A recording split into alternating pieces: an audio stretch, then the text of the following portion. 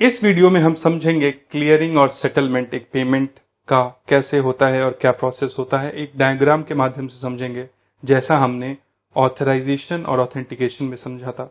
तो clearing and settlement कैसे होता है, जैसे मान लीजिए कि सबसे पहले क्या हुआ, मर्चेंट ने एक बैच जो भी उसके द्वारा ट्रांजैक्शन हुआ है वो क्या करता है, एंड ऑफ द डे में एक बटन दबाता है या कंप्लीट करता है या ऑटोमेटिकली फाइल पिकअप हो जाती है एक्वायरर बैंक द्वारा। जो भी एक्वायरर बैंक या एक्वायरिंग एंटिटी आप कह सकते हैं, वो बैच प्रिपेयर करता है।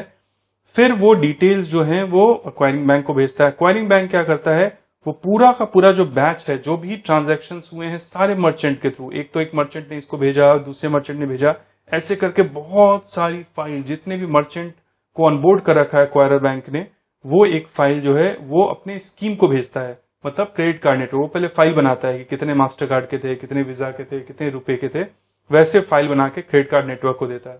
अब क्रेडिट कार्ड नेटवर्क वो फाइल को लेके प्रिपेयर करता है कि कौन से बैंक में कौन सा ट्रांजैक्शन भेजना है। ये ट्रांजैक्शन आईसीआईसीआई का था, कि एसबीआई का था, कि एचडीएफसी का था, जिस किसी का भी है।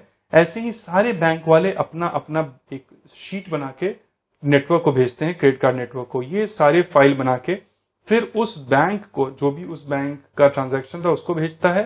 बैंक जो है वो फंड जो है अपना काट लेता है, जिसको हम इंटरचेंज फी बोलते हैं। यू रिमेंबर हमने कहा था ईश्वर बैंक का जो फी होता है एमडीआर का इंटरचेंज फी होता है। तो अब क्या होता है कि जो भी इसको पैसे ईश्वर बैंक को मिलने थे, अब मान लीजिए ईश्वर बैंक के पास पैसे कैसे आए, आप कहोगे काटा तो था एक्वायरर बैंक ने, लेकिन जैसा मैंने आपको बोला था, याद है आपको कि क्या होता है, पैसे जो है वो ईश्वर बैंक कस्टमर के खाते से काट के अपने पास रख लेता है पूल अकाउंट में, जैसे ही ऑथराइजेशन होता है।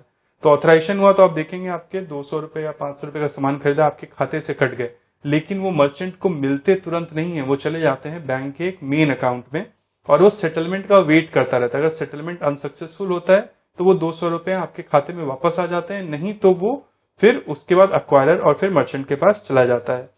तो उसमें से मान लीजिए अगर 2% था तो 2% में थे, ईश्वर बैंक ने बोला मुझे 1% चाहिए, तो उसने 1% काट के जो भी पैसे थे, मान लीजिए 100 रुपए का अगर मर्चेंट डिस्काउंट रेट 2 रुपए था, तो उसमें से 1 रुपए उसने काट लिया और 99 रुपए उसने वापस दे दिए स्कीम को। स्कीम ने कहा कि ठीक है, हमने प्रोसेस किया है, हम अपना 50 पैसा काटेंगे। तो उसने फिर 50 पैसे जो है वो नेट अपना पैसा काट के भेज दिया एक्वायरिंग बैंक को। एक्वायरर ने कहा ठीक है, 50 में से 25 पैसे मेरे हैं, एक्वायरर बैंक ने 25 पैसे काटे। और उसके बाद अगर कोई मान लीजिए एंटिटी है, पेमेंट सर्विस प्रोवाइडर है, जैसे फोन पे, गूगल पे, पेटीएम, कोई भी है, उनको 25 पैसे दिए। और फिर इसने क्या किया, जो एग्रीगेटर है, जो payment service provider acquiring bank है, उसने मर्चेंट को 98 रुपीज दे दिए, क्योंकि 2 रुपए तो बट गए, 1 रुपए ईश्वर बैंक ने लिए, 50 पैसे कार्ड स्कीम ने लिए, 50 पैसे एक्वायरर बैंक ने लिए, 25 पैसे एक्वायरर बैंक ने लिए, 25 पैसे पेमेंट सर्विस प्रोवाइडर ने लिए। अब ये ट्रांजैक्शन हो गया, मर्चेंट को पैसे मिल गए। और जो क्या हुआ, क्रेडिट कार्ड का पेमेंट था, आपने एक एग्जांपल में देखा है, तो क्या हुआ कि जो ईश्वर बैंक था उसने बिल के अंदर में उतने पैसे जोड़ दिए जो कि कस्टमर को या कार्ड होल्डर को क्रेडिट कार्ड के का जो डे होता है, ग्रेस पीरियड, उसके बाद उसको रिपे करना पड़ेगा।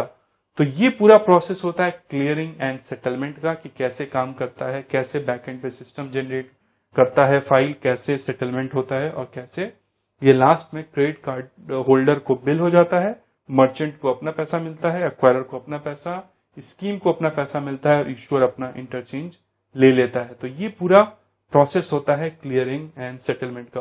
उम्मीद है कि इससे आपको पूरी क्लैरिटी आ गई होगी बैकएंड की, कि कैसे ट्रांजैक्शंस फ्लो होते हैं बैकएंड पे। तो इस वीडियो में बस इतना ही, मिलते हैं अगले वीडियो में। तब तक ख्याल रखें और खुश रहें। धन्यवाद।